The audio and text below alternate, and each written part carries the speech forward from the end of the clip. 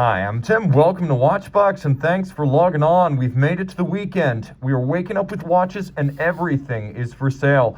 Reach out to me at tmosso at thewatchbox.com to buy, trade, or sell. All names, references, and when available prices are in the description below. We are also buying. The holidays may be over, but we are always interested in building inventory. One watch or a full collection, no upper limit on value. If you want to sell a watch, once again, tmosso at thewatchbox.com. This is going to be a fun one. Let's start with an Omega that exquisitely pairs stainless steel and titanium. This is a model that launched last year. It is the Omega Seamaster Diver 300-meter NEKTON edition. The timepiece is dedicated to an organization that undertakes research and conservation of the seas, but more pointedly for watch enthusiasts, it is a sensational chiseled bezel, matte ceramic dial, no date, 42mm steel Diver 300-meter. Now the watch, of course, wears like any Diver 300-meter since 2018, which is to say, it's a substantial watch, but it wears well on a wrist. My wrist is 16 centimeters circumference, and you can see I've got plenty of clearance on each side. The watch also has a very cool grayscale aesthetic, and if I squint, I can see a little bit of the old steel and platinum dial Yacht Master in this watch. It is handsome, it is comfortable, it is substantial, and when we get closer to that dial, you can see that it's sort of the inversion of the standard Diver 300-meter dial. Those feature ceramic construction, just like this, but they feature polished, raised portions that represent the middle of the waves, and then the actual gaps between the waves are recesses. Here you can see that the partitions between the waves are actually relieved, raised, and polished, and then the majority of the dial is a matte base. There is no date. That is eliminated on this model. Laser ablation is used to create the dial, but it's also used to create the bezel, which features titanium insert, laser ablated, with raised and relieved polished indices and numerals, and a lovely chiseled or pebbly profile below that. 120 clicks. Vocal, sharp, and satisfying. Line it up with the minute hand. Now you have a count-up timer. Turn it all over, and you can see Seamaster II, which is the name of the Omega-sponsored submersible used by NEKTON. Of course, the watch features a robust all-screw-fixed link bracelet with 2 half links. You have a fold-out dive extension, and you have a push-button slider with almost 1 centimeter of incremental trigger-actuated adjustability. So many options to properly size and fit this bracelet. Half links on either side. The bracelet is a handsome halfway between a sports and a dress bracelet, so it is appropriate in any company. And this is an upscale, cool, almost chilly aesthetic for the Diver 300-meter, one of my favorites in the current generation. This is the NEKTON edition. Now let's jump to Rolex, and about as orthodox as you can get.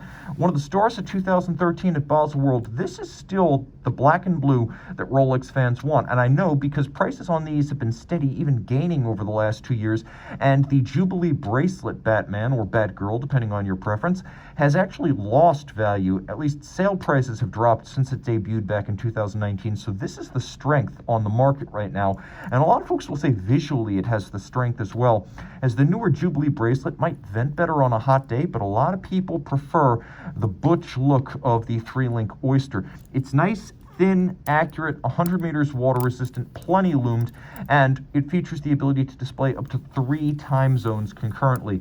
Ceramic bezel insert as ever in black and blue, highly scratch resistant. It is a thin watch for its automatic winding, its complication, and its rotating bezel. A timepiece that'll fit underneath any cuff, and you can really see that to good advantage.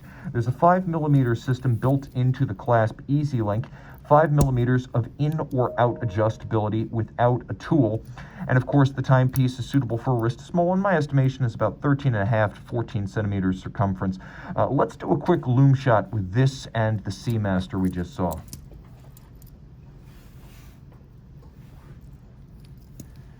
You can see the Rolex is all Rolex Chromolite blue loom. With the Seamaster, you actually get a differential loom for the minute hand and the bezel pearl, so you can tell them apart at a glance in the dark, but both with plenty of luminescence. The GMT even given the dive watch a run for its money. So the GMT, very accurate, 48-hour power reserve, dual time, date, all sorts of refinements and flourishes, embellishments and features. But if you want to get elemental, you go with something that features no date, 3 hands, and an Explorer dial. And that's exactly what we have in this circa 2009 Rolex Oyster Perpetual 36. Now, this is an unusual Oyster Perpetual. First, because the dial. Second, because the reference 116034 is not seen too often, but it's a 36mm Oyster Perpetual under 12mm thick, just about 45mm lug to lug, and it has an incredible presence on the wrist. The Oyster has always been more of a cushion case than a round case. It sits low, but as a result of its cushion-like profile, it reads more like a 38 or a 39 when it's actually on your wrist. 100 meters water resistant, 48-hour power reserve, stop second COSC chronometer, and that dial, oh my gosh, that dial. It is to die for. It's surrounded by a white gold fluted bezel, and you can see that it features a round robin orange printed text script. So the text script, instead of being blocks on the dial positioned from top to bottom, here it is actually daisy chained around the center dial, which results in a much more elegant distribution of all of this lettering. If we have to have it, do it this way.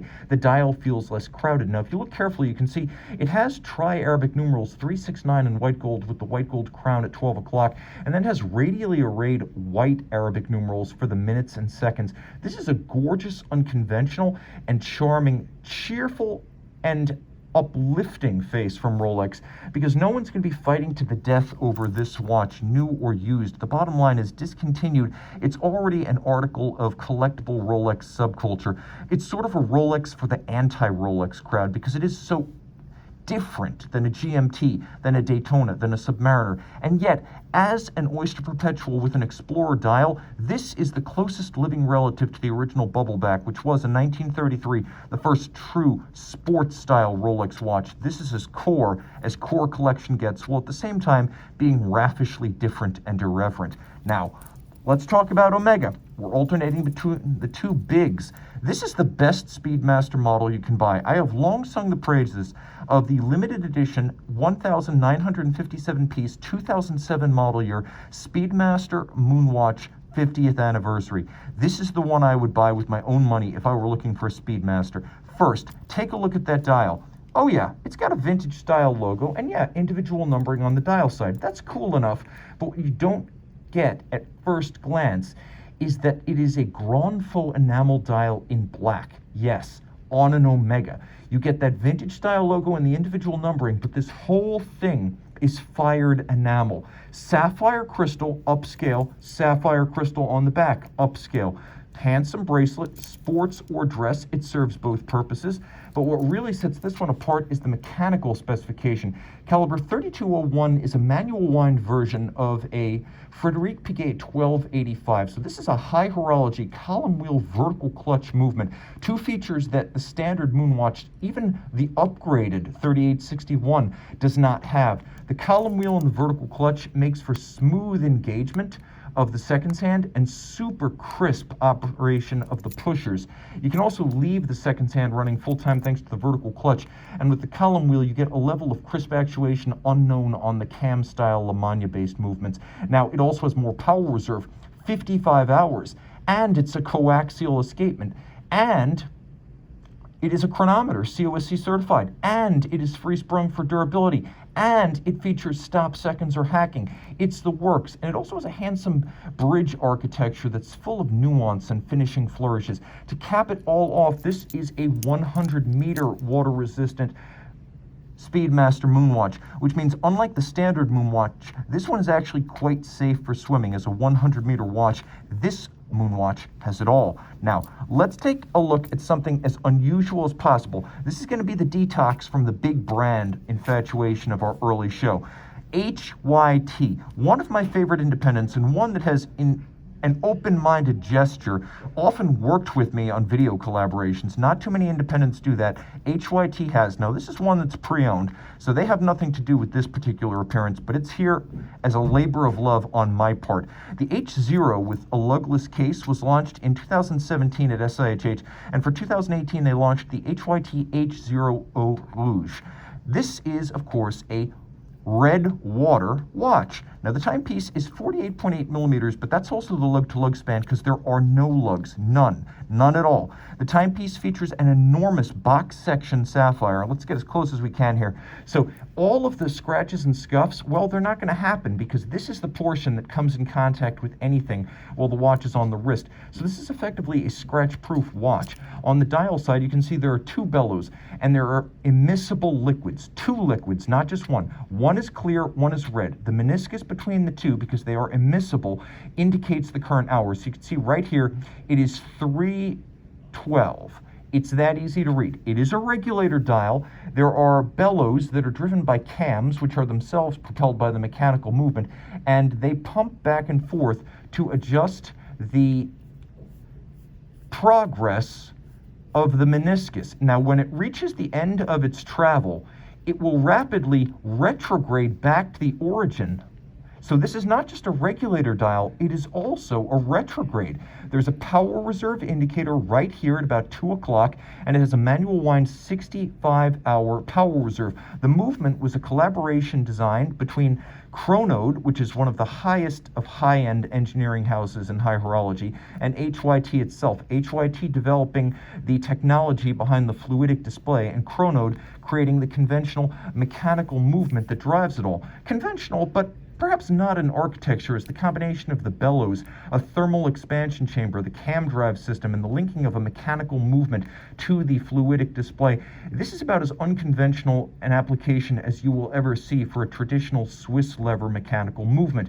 And as you can see, the timepiece, though large, wears beautifully on my wrist. The strap is wonderfully silky and supple, highly flexible. The clasp, as you can see, is still encapsulated in its shipping plastic and in mint condition. Throw it all on the wrist, and though the watch is large, it wears easy. You can see that because it is lugless, it just basically disappears from side to side on my wrist. I've got plenty of clearance on that side, and I've got plenty of clearance on that side. Maybe we zoom out a little bit so you can get a better sense of it in perspective rather than zoomed right in. It makes it look bigger when you're that close. As you can see, the timepiece is an absolute rolling riot of fun on the wrist. This is what watchmaking at the highest end should be.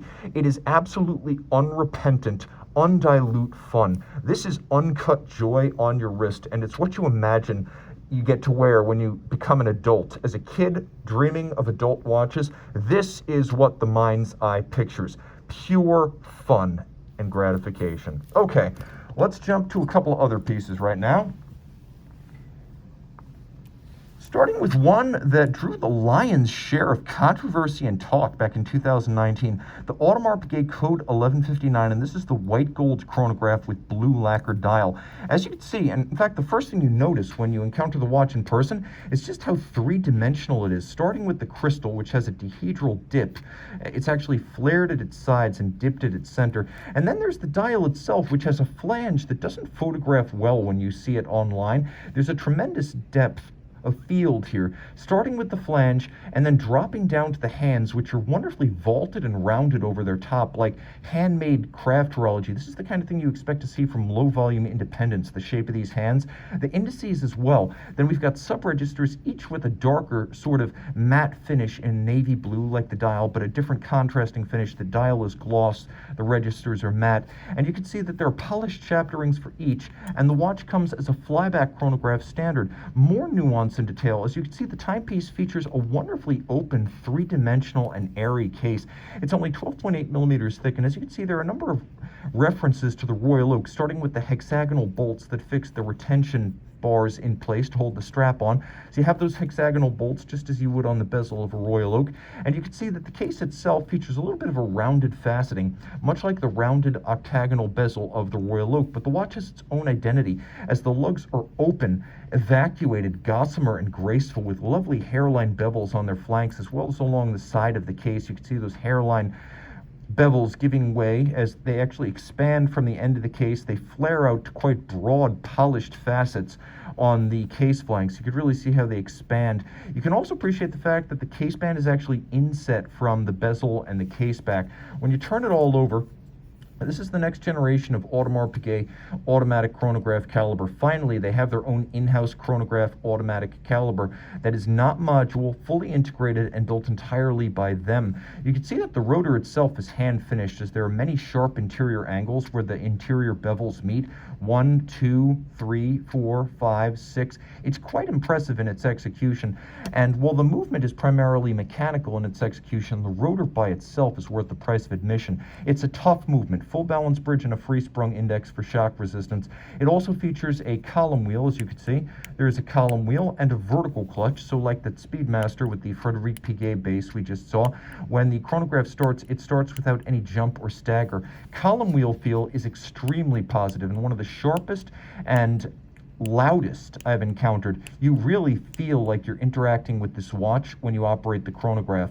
Now, the timepiece has a 70-hour power reserve. It beats away at 8 beats per second, so it's a modern beat rate, unlike the old Frédéric Piguet, which was a 21.6. And of course, it does have that flyback functionality with hacking seconds and a quick set date. The watch looks great on the wrist. It's just under 50 millimeters from lug to lug, which means a moderately sized wrist like mine can wear it. If your wrist is 15 centimeters in circumference, I think you could still wear this watch well. It's comfortable, handsome, nuanced, and dramatic. Everything it doesn't look when you see it photographed online, it does appear when you behold it and experience it firsthand on the wrist. The dial, I will admit, looks terrible from this angle, which is how most online photographs depict it. But once you start turning it off axis and examining it in 3 dimensions in the flesh, it comes alive.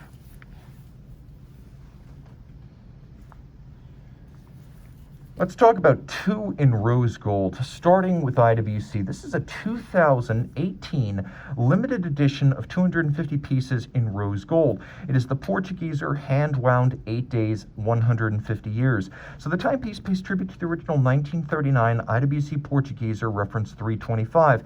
And with the exception of the date window, it's quite true to its source material. The case is 43.2 millimeters in diameter, as the Portugieser truly was the original oversized purpose-built wrist watch. It's a graceful case shape, though, despite the disparity in size.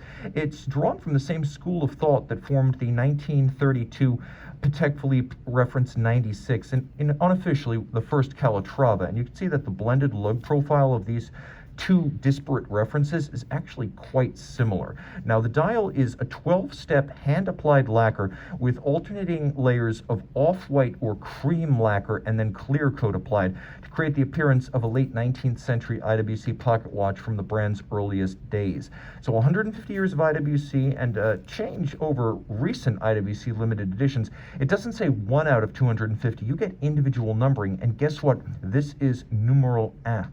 This is the first one, and numeral 1 has a gorgeous movement.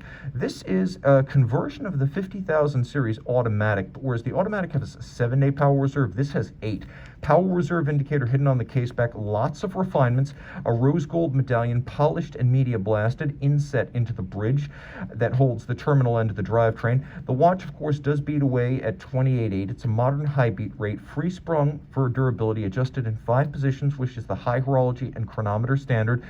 It features a handmade overcoil hairspring, so in any position it'll keep good time, and it's equipped with an Italian-made Santoni leather strap of extraordinary quality in the hand and to the eye, as the Italian leather specialist is the OEM supplier of straps to IWC. The movement is also properly sized to suit the case, which is the mark of a true manufacturer, and these days IWC is that. Every refinement you expect, including quick set and hacking seconds, and it looks the part of a vintage Portugieser.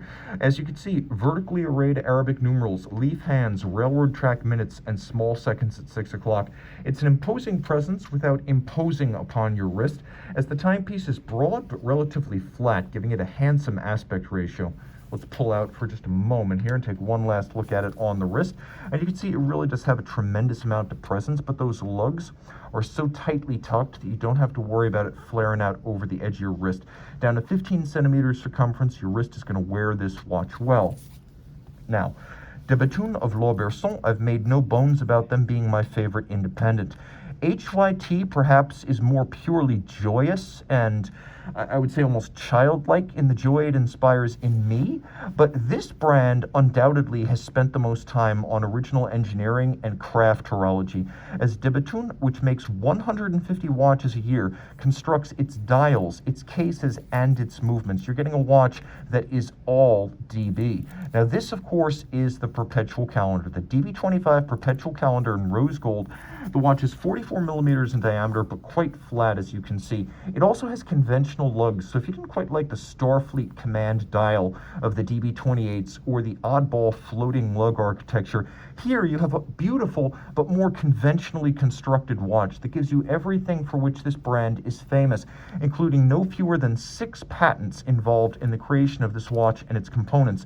The dial, which is a lush sunburst brown, is rose-lathe guilloche, done the old-fashioned way, reductively, not stamped. You can see that the moon phase at 12 o'clock is a spherical ball of blackened zirconium and white palladium. You have an aperture-style perpetual calendar, and then you have a lovely toroidal hour ring outboard with hashes for the minutes. The caseband is open, the lugs are evacuated, spare, and graceful, and the movement is de Bethune's own. As you can see, automatic winding.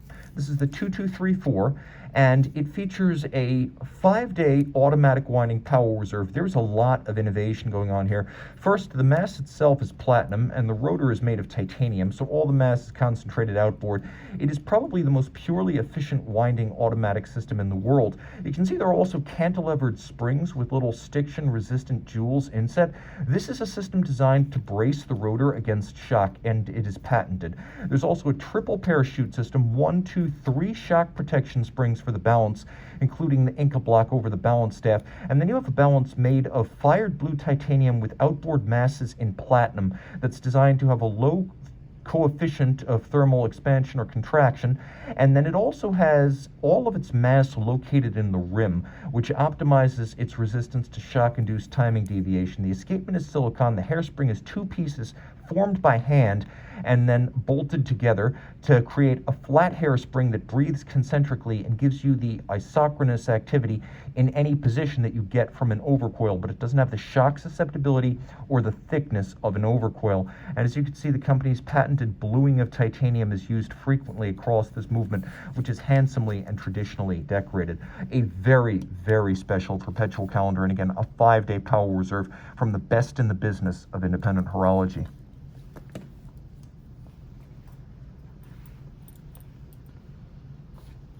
Now we jump back to mainstream brands for a moment, but still a watch that's largely handmade from a brand that is considered traditionally and today to be haute horlogerie. This, 37 millimeters in steel, is the early 2000s HYT Liquid Master Perpetual. Now you know this is early 2000s because although it came out in 1996, up to 1999, the dial would have been tritium, so this is 2000 to 2005. The timepiece, of course, is thin at under 9.5 millimeters thick in spite of the automatic winding and the modular complication. It has one pusher adjuster. Everything moves in sync. It's mechanically programmed, so you just set the correct date for the year you're in, and everything else, the month, the day, even the moon phase and the year, will move in sync. It is the IWC Kurt Klaus Perpetual Calendar system, and because it is mechanically programmed, you don't ever have to worry about setting the wrong combination of calendar indications. At under 44 millimeters from lug to lug, any wrist can wear it. Petite wrist, not a problem. A lady, not a problem. It's a unisex option that still has immense visual punch by virtue of its polished steel case and its black dial. Plus, back then, JLC wasn't shorting you.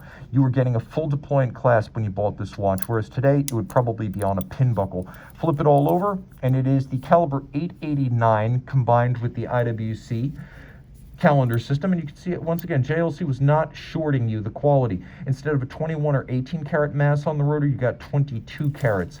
Instead of 5 position adjustment like a chronometer, you get 6 positions. This is a watch without compromise, beautifully made inside and out, and one of the most wearable and everyday friendly perpetual calendars you will ever encounter. It doesn't need to be reset until the year 2100.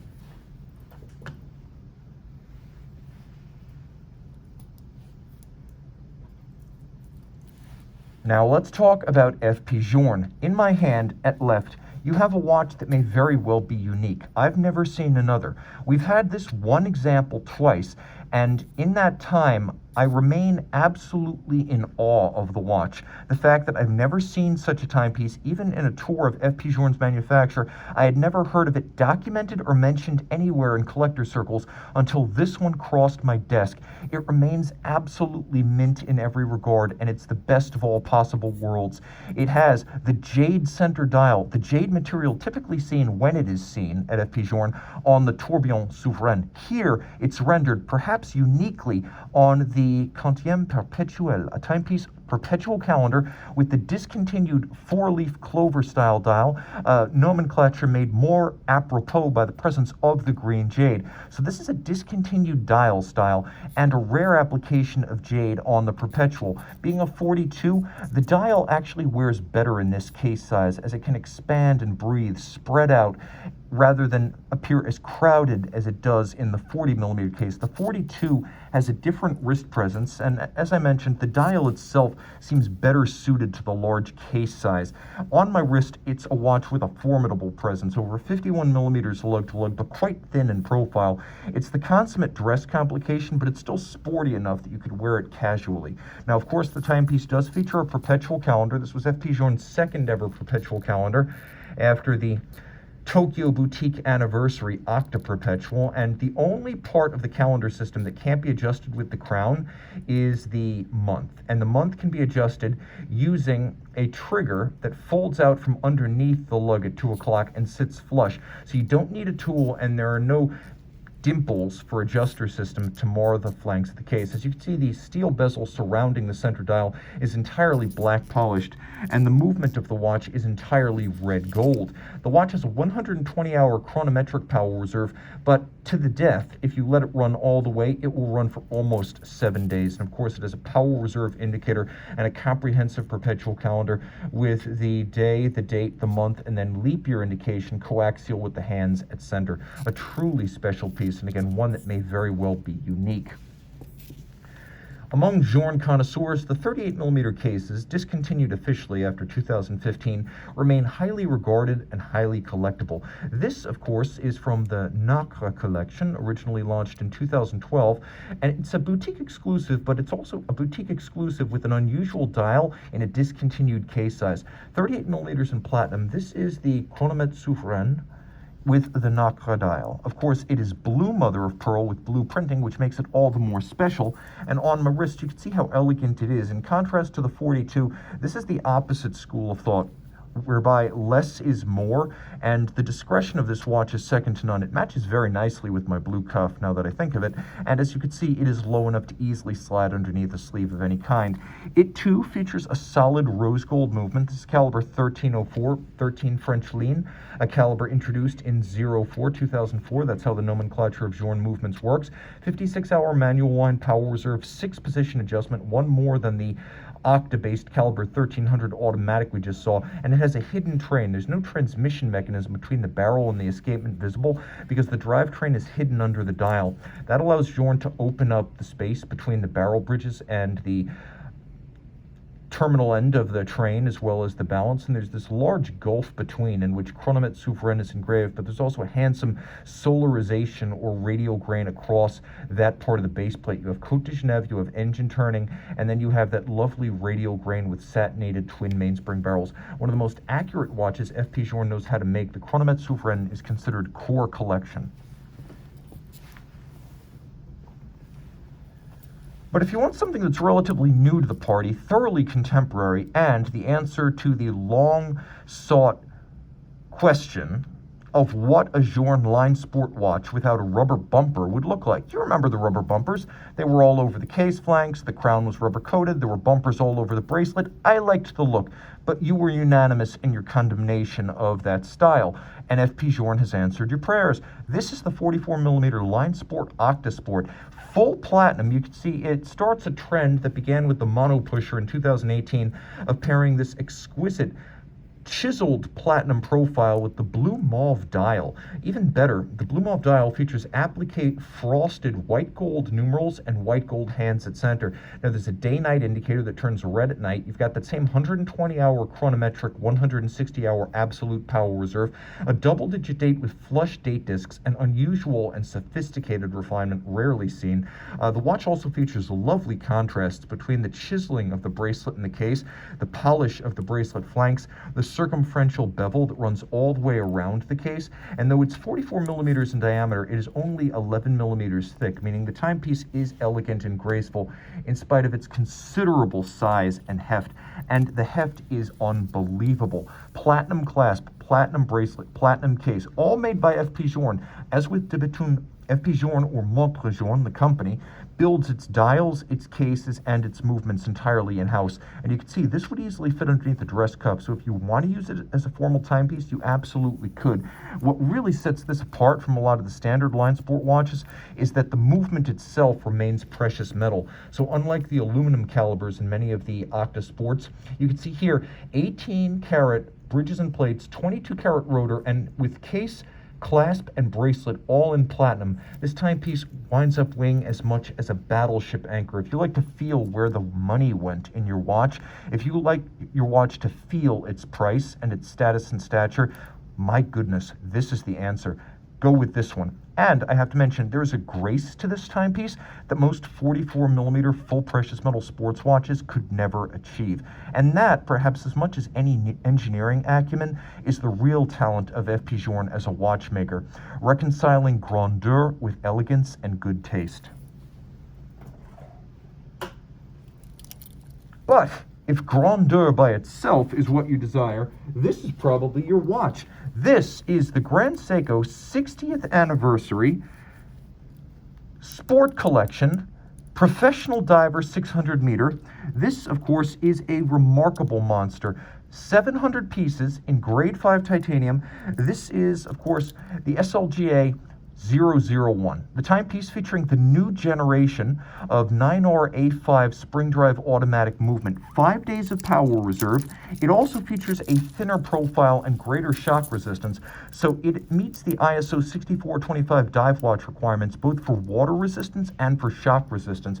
The spring drive movement is upgraded. Not only is it now more accurate, plus or minus 10 seconds rather than 15 seconds a month, but in addition to being more shock tolerant and thinner, its twin mainspring barrels rather than the previous one, endowed with a 5-day power reserve. The timepiece 600 meters water resistant, and of course, so tightly built is this watch that it is rated for saturation diving. And if you're familiar with other brand solutions for saturation divers, you may ask, where is the helium escape valve? Well, the watch does not have one because Grand Seiko advises that due to the hermeticity of the construction, it does not need a helium escape valve. No helium gets in, no helium need get out.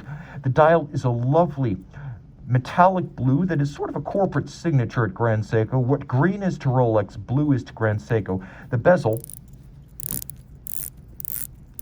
which you can hear has a wonderfully silky glide. It's 120 click with a ceramic insert, and of course the timepiece is very fresh, as this is a model that came out in 2020. Therefore, it remains relatively new in the sense that it's fairly hot off the presses and still covered substantially by factory warranty.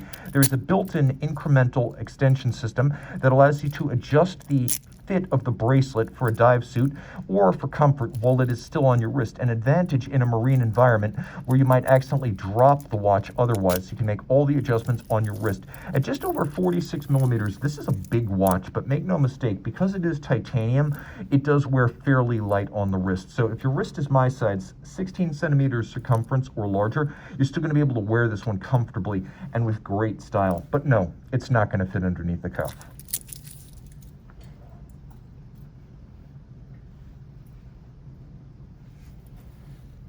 Holy Trinity brands dueling in a very different and disparate style. Starting with Vacheron, this is a model launched in 2008, the Vacheron Constantin Traditionnel Self-Winding.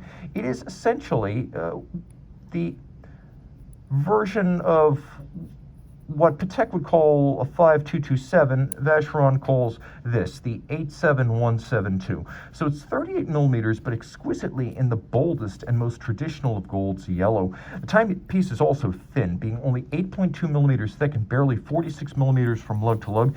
It wears ultra slim on the wrist. It is the epitome of elegance, grace, and discretion. And the timepiece has a handsome and unusual dial architecture that yields more pleasing details the closer you get to it, and we'll do that in just a moment. I recommend this watch for any wrist with no lower limit on wrist size. It's a great option. The timepiece has a dial with two different versions of silver, one that's more metallic, one that's a frosted silver white opaline. You can see there's a sunken race to the track for the sub-register depicting the seconds. There's a step for the date window. The Dauphine hands at center are half frosted for better contrast against the base. And you can see there's a double index at 12 and 6 with individual cantilevered applique indices bleeding in from the minute track to the center dial. But if you look carefully, you can even see that each one of the individual indices has been black polished and then faceted on its side. So attention to detail is rife and much appreciated.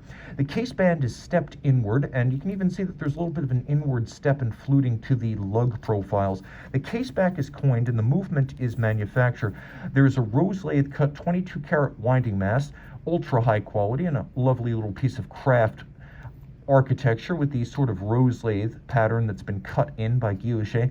Poinçon de Genève, Geneva hallmark, 5 position adjustment, stop seconds, and a quick set date, and everything you would expect in a Geneva hallmark movement from the likes of Vacheron, with mirrored anglage, guilloche on the rotor, black polished screws with chamfered slots and circumference, engine turning on the base plate in 2 sizes, and perfectly aligned light and luminous Côte de Genève across the bridges. It is a genuinely good-looking movement. This is caliber 2455, part of a family of 2450 automatic Vacheron calibers introduced back in 2005. AP introducing this watch, the 15400 OR, back in 2012. What was officially at the time the debut of the 41mm case also included the ravishing combination of dark blue Grand Tapisserie dial and a rose gold case. Now, I would call this red gold. Some have advised me that AP never used red gold, only rose, but this sure does look like 5N to me. I'm not going to argue the point too much other than to say it is intense, and in combination with the rarely seen blue galvanized dial, this is probably the poppinest, most happening, most dramatic, and I would even say imposing of wrist presences you can get from Audemars Piguet without going offshore. Now, the timepiece does have that sort of broad shouldered look on the wrist that every Royal Oak has. So though it's a 41, think of it more as a 43. I could recommend it for a wrist as small as 15 centimeters circumference, and as you can see, it is flat at under 10 millimeters thick, but it is broad. So again, think of it as a 43. As with the Journe in platinum, this watch in full rose gold feels incredibly massive.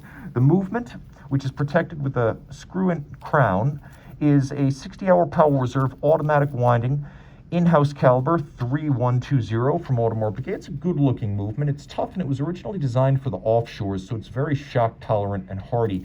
The watch has a 50-meter water resistance, which ordinarily wouldn't be swimmable, but in combination with the screw-down crown on this model, it is surface swimmable. And that's really the key, the screw-down crown and the functionality it brings. If you want the ultimate intensity for your wrist, this watch gives it to you. Not by virtue of size, though it is large and impressive, but by virtue of the level of self-evident craftsmanship that goes into every facet, polish, satin, curved and creased surface of this watch, the combination of the blue and the red, and the heat coming off your wrist when you wear this monster.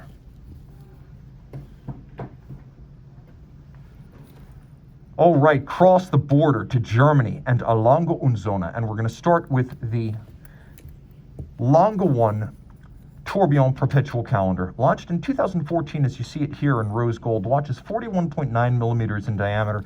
It has an unusual for Lange full deployant clasp, which gives it a little bit more security against being dropped when you're putting it on at bedside. Now, the dial is made of sterling silver. The moon phase is a disc of solid gold, and the case is rose gold, meaning the watch is hefty and also impressively designed. You have the double-digit panorama datum, or outsized date. It's a little bit like the Lange 1 Daymatic, but in addition to the day and the date, of course, you also get a rolling circumferential month display and a leap year phase indicator. There's a day-night indicator that's on the same Subdial is the hours and minutes. That's so you know when not to accidentally use a pusher adjuster to set the time. And then coaxial with the small seconds, you have a moon phase display. Now, do you see what I just did? I stopped the seconds hand because one of the advantages of the Lange tourbillon system in the modern era is that you can hack this tourbillon movement, almost unheard of from other brands. It's something you expect on a Lange. And this movement, the L082, is automatic winding with a 50-hour power reserve. It beats away at 21.6, and as you can see, it is gloriously decorated with a 21-karat gold winding rotor, multiply finished, and then outboard of that, attached with blued screws, you have a platinum mass. I don't know of anyone else who does this, a rotor in precious metal and then a platinum mass in a more precious metal. Black polish, it's everywhere, and you can see it on the cap atop the rotor center. German silver bridges and nickel copper zinc with the copper giving it that golden hue.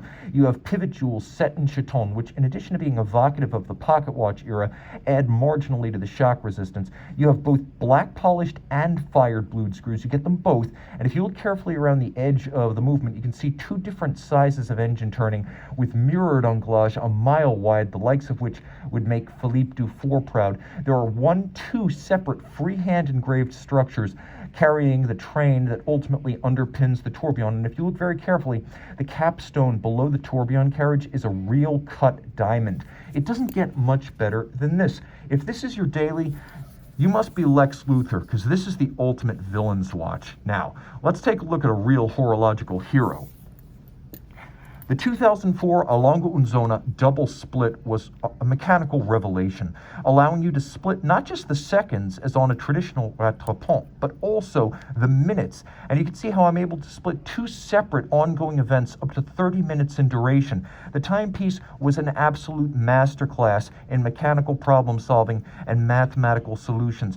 But initially, it was in platinum. Come 2010, we were able to enjoy lush and lustrous rose gold. And that's what we have right here. This is the model launched in 2010, featuring a sterling silver dial that's been galvanized silver white. It has flyback capability, it has split seconds, it has split minutes, it has a power reserve indicator. It is a large watch at 43.2 millimeters.